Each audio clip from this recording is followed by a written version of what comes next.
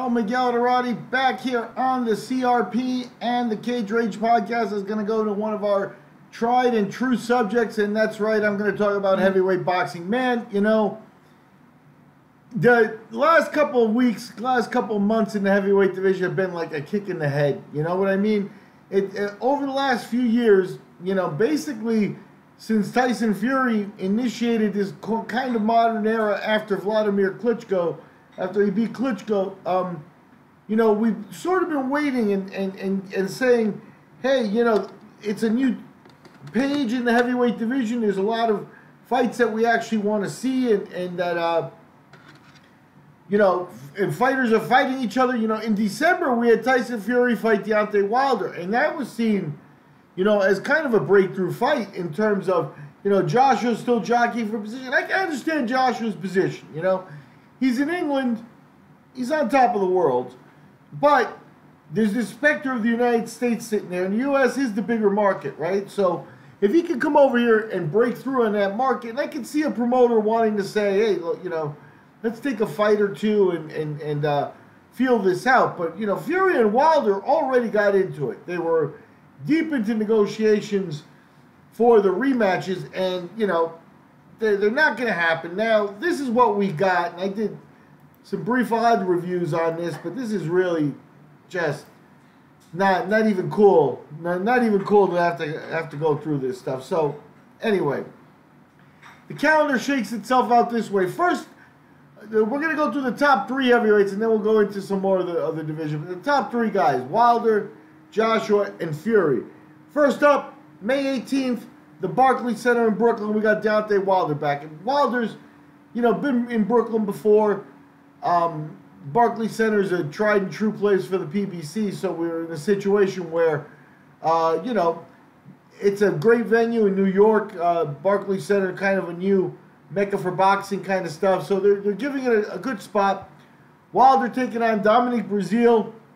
And, you know, that's where everything starts is they did the press conferences, and you know, Dominic Breazeale was not the opponent everybody wanted to see him looking at. Breazeale getting to be the mandatory, so he comes in, steps in, takes his fight.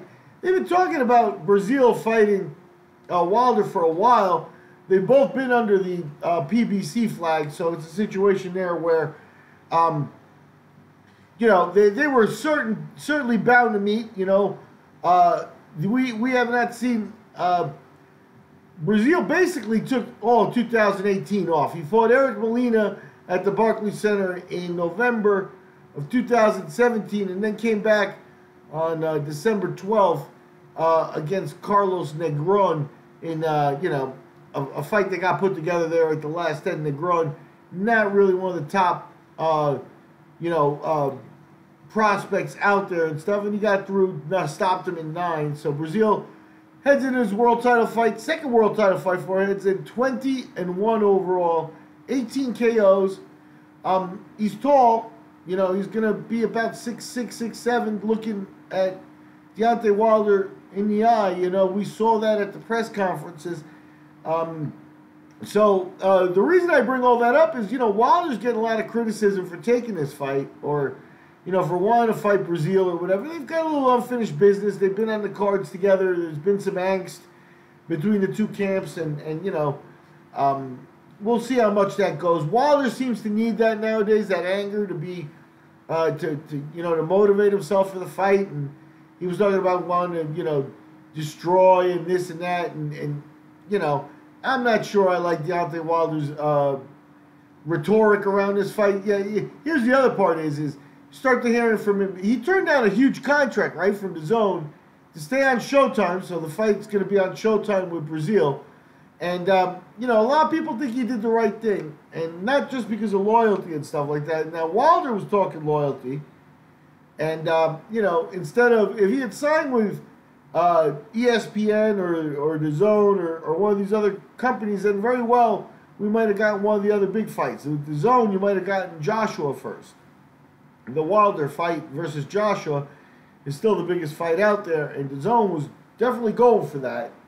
And Wilder turned him down, you know. Here's the deal, is I just don't see that Deontay Wilder's going to do what Floyd Mayweather did in terms of money. Mayweather, I think, was a special case, a little bit of an anomaly. He was a guy who, maybe understood the business in a unique way because of his second generation status.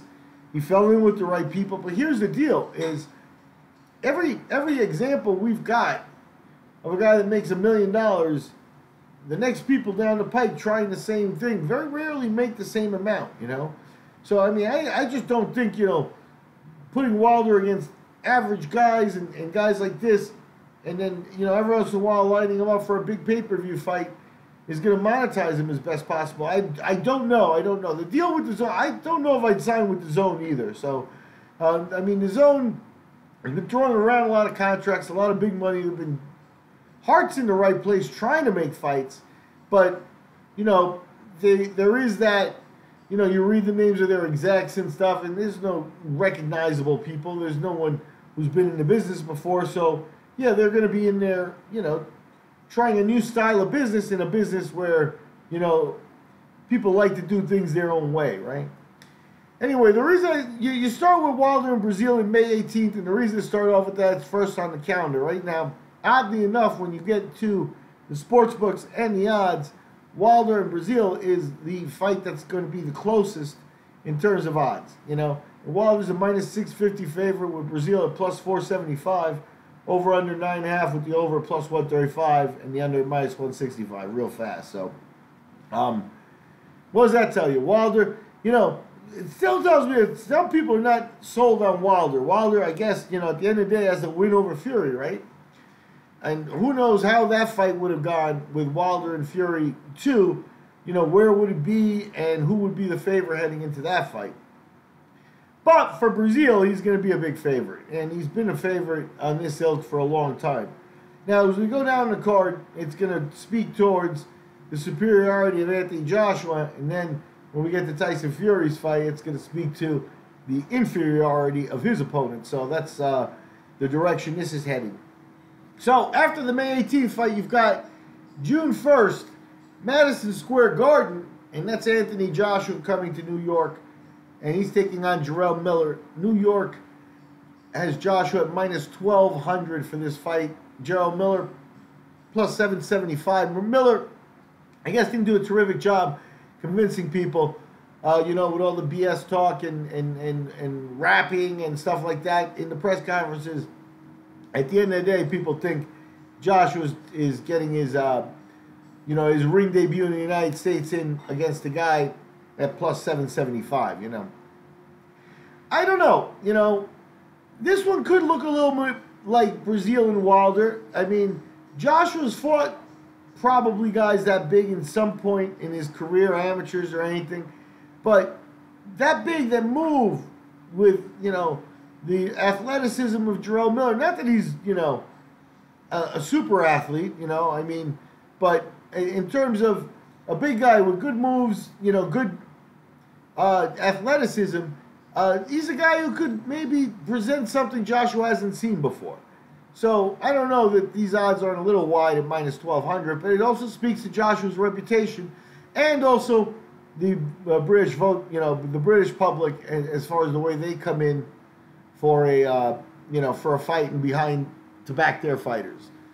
So you got Joshua fighting Miller. Miller, obviously the guy, you give Eddie Hearn credit, and again, this is the one guy, I don't know if I criticize him. This is the fight that's been announced the longest, right? So they didn't wait around for the other guys to keep screwing around. They said, well, we'll fight Miller. Miller was available, Miller had caught on early. I mean, signing on with Eddie Hearn, you could do worse in boxing, I think, because Hearn, at the very least, is, from England, coming out of England now, coming to the United States, you can tell he's doing it with the right way. And he's got some resources, and he's leading here with a heavyweight champion of the world. So there's a plan in play here. This guy is talking about, boxing domination, world domination kind of stuff. And, sorry about that. This guy's talking about, world domination, boxing domination in terms of the promoting game. And, he's leading off with Anthony Joshua. So I can see, Eddie Hearn coming in with a plan and saying, look, we're going to take Joshua, and put him in the States. We're going to conquer that market, but we got to do it our way. You know, we got to do it. I'm not bringing him over for the big fight right away. We're going to build him up. We're going to build a big fight into a mega fight. And, you know, that's the way Hearn's going to want to do it. Hearn also has that A-class type personality that doesn't make me think, you know, he likes to share, likes to play along real, you know, with a lot of promote. He will, and he'll work with anybody. I think he'll get the job done. He's that kind of guy. But I do think that he also has, you know, a will to make sure that he gets, you know, his props and stuff. His guys are going to be the A guys and that sort of stuff. So it doesn't surprise me that Joshua comes to the States to a warm-up fight. What does surprise me is that Wilder and Fury couldn't come to a conclusion. This was the deal, you know. When Joshua comes to the United States and, you know, he's not going to fight Wilder first. Wilder, you know, is kind of stuck, right? And then Tyson Fury pops up, and now they got a big fight. They make a big fight. And that was the thing this counteracted Eddie Hearn's negotiating position, you know. Wilder was able to get a big fight. They had the biggest heavyweight fight, you know. Wilder and Fury was a bigger and more important heavyweight fight. I don't care about money because Joshua may monetize better anyway. But that was the biggest heavyweight fight of last year by far. That's the one that most people wanted to see. Nobody was calling for Jarrell Miller against Anthony Joshua. It's a showcase fight.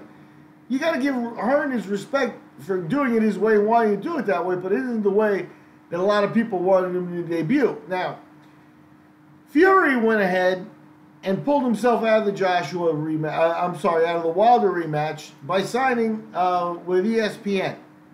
And you know, signing with ESPN, you may have signed with the biggest player there. You know, and you know, Bob Arum's now involved in lining up opponents for Tyson Fury.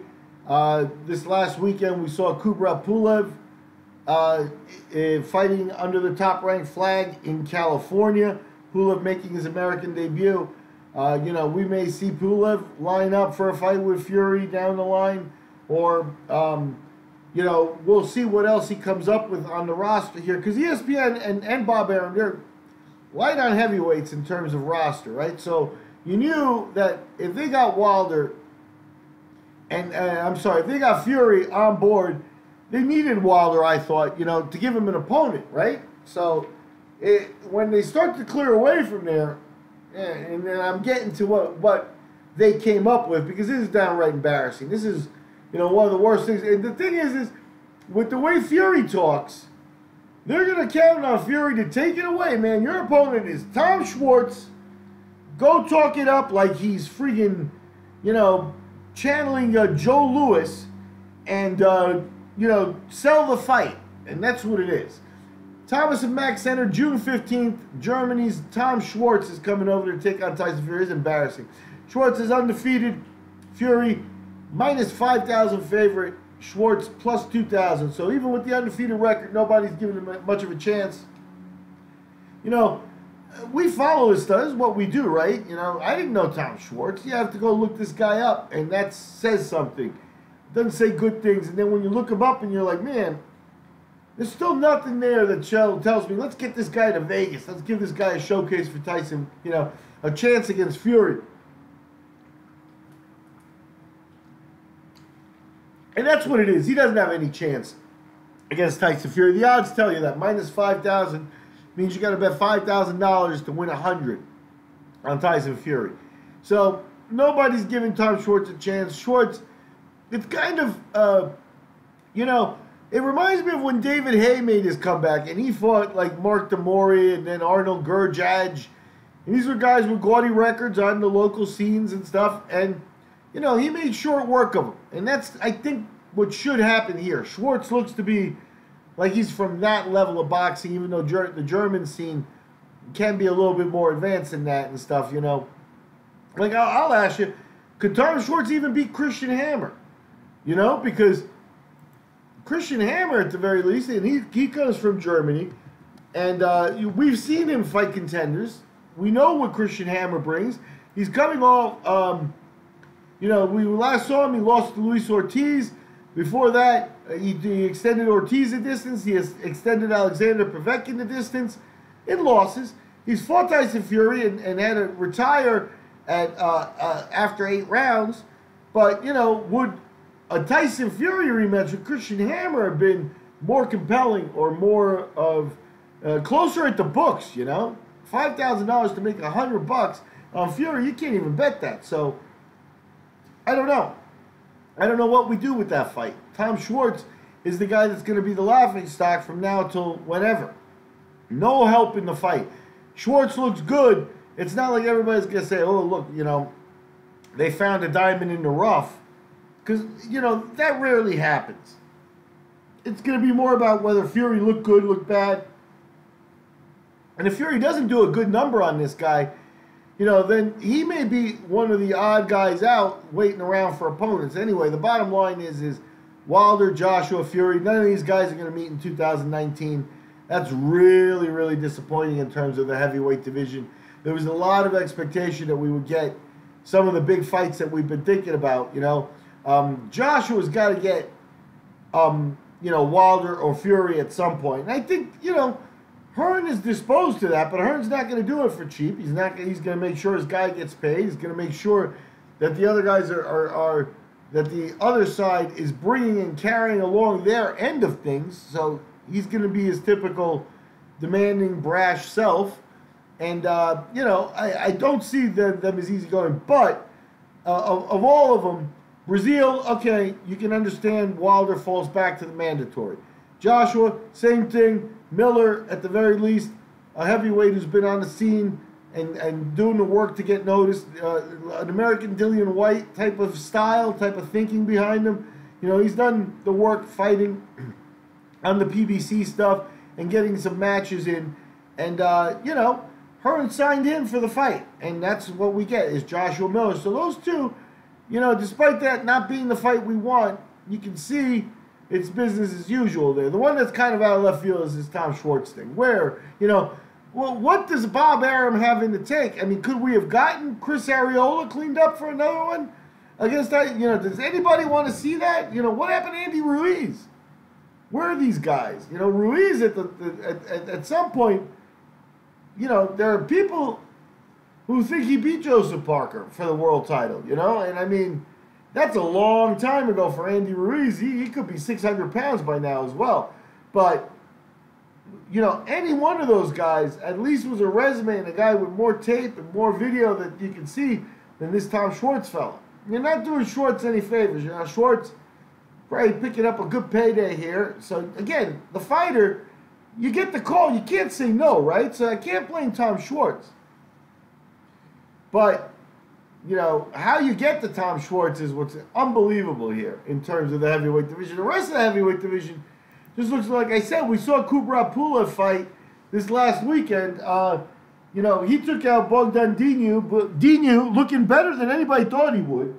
He cut Pulev, and, you know, Pulev had to get into some roughhouse tactics maybe to get the fight out of there.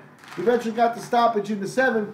But that was what they wanted. You know, Dinu wasn't there to be...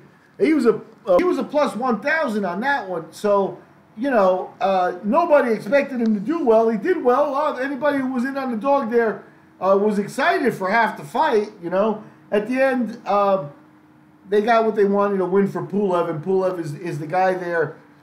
You know, but when I see Pulev, I put Pulev in with Luis Ortiz. Luis Ortiz kind of hanging around. Another one of those guys, he got his shot with Wilder, you know. You put him in with Joshua, they got a decent fight. He's not going to beat Joshua at this point, you know.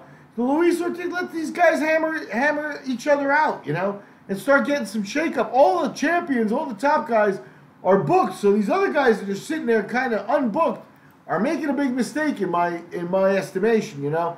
Luis Ortiz, is he really going to wait around? Hasn't he, you know, chewed up half his career waiting around? Isn't that the wrong thing for him to be doing? Let him fight Pulev. Those guys are not. They're going to be on the shelf for a little bit, waiting for these set of fights in, you know, June and May to end. So that's no way to go out. Get them in the ring, you know. Once you go down further than that, you got Dillian White as the number 4 heavyweight. White, you know, coming off his fight with Derek Chisora in December, you know, he kind of got caught playing the waiting game. He was expecting to get a shot at somebody, one of the big guys. He's gotten himself up to the number 4 guy. He's a lone loss to Joshua, so maybe Fury would have given him a shot. Maybe, Deontay Wilder would have given him a shot. If Wilder could do better with him than Anthony Joshua could, then you're in a situation there where, that would help sell their fight, right? So, but they didn't do that, and Dillian Whyte is sitting kind of, on the sidelines waiting. Povetkin, he's coming off that loss, so to Wilder, to Joshua, so he may be up in the air, maybe retiring, who knows where Povetkin goes next. And Jarrell Miller's book, Luis Ortiz, as I said, Kubrat Pulev. Then you got Adam Konacki, who's been rated high at 19-0. Konacki still, I think, needs some work here. If we rush him into a world title fight, he's out of Poland, he's 29 years old, he's coming off an annihilation of Gerald Washington. He also beat Charles Martin, the former champion. Charles Martin, another guy who's on the PBC roster. You can see Charles Martin versus Deontay Wilder sometime this year. That's feasible. Would Charles Martin have made a more credible opponent for Tyson Fury than Tom Schwarz? And I have to say that the answer to that is yes. And that's crazy. That's just crazy. I'm going through BoxRec's top 10. In the 10, you got Breazeale, Joseph Parker, Oscar Rivas, Joe Joyce. You got Agit Caballo, who I think recently won a European title. And, I see no sign of Tom Schwarz anywhere in the top 25, He's rated below guys like Yuri Fury, Artur Spilka, former guy who took on somebody for a world champion. So you got Tom Schwarz rates at number 42 in the world in the heavyweight division right now on BoxRec. So that tells you a lot. Marco Huck, who's a cruiserweight, is rated above him as a heavyweight. You got up-and-comers, Nathan Gorman is rated above him at this point. Then, in the Americas, you're recycling a lot of people here. Brian Jennings, Eric Molina, talent of that ilk. That, Gerald Washington is right at 46. Kickboxer, MMA guy Tyrone Spong's at 48. So you're in the netherworlds of heavyweights here. Tom Schwarz, they dug him up and are bringing him over for nothing. So Fury, anything Fury says at this point, you got to take with a grain of salt. The guy's they're not doing a fight that's anything but a showcase. To put him in front of us, for him to grab a paycheck and stuff. I've already seen Tyson Fury box. We've already seen him in the United States.